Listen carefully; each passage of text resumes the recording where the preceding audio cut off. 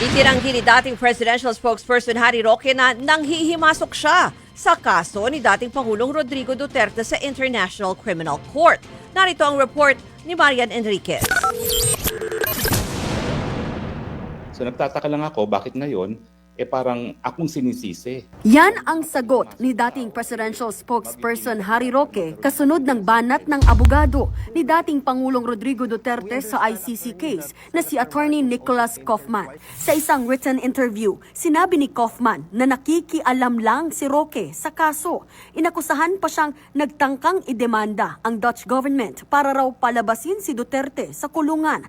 Tawag ni Kaufman sa plano ni Roque, crazy scheme. Delikado raw ito sa buong defense team. At hindi lang yon, ayon pa kay Kaufman, walang gustong makatrabaho si Roque, pati raw si Duterte mismo. Payo pa raw ng dating Pangulo sa dati niyang tagapagsalita, huwag ka nang makialam, umuwi ka na sa Pilipinas at ayusin ang sarili mong kaso.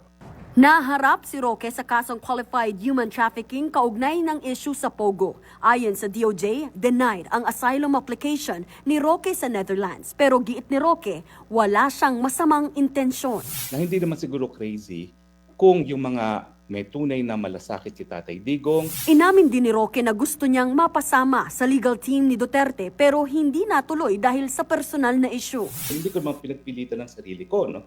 At binigay ko naman ng buong-buo kong tiwala kay VP Sara nung pinili niya itong si Kaufman.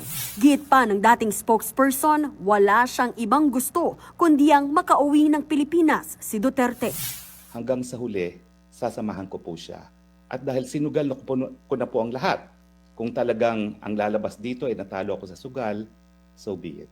Nagbabalita mula sa Frontline, Marian Enriquez, News 5.